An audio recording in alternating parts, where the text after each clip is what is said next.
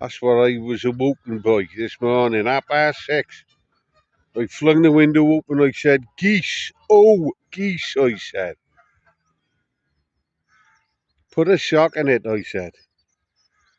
"Stop your honking," I said.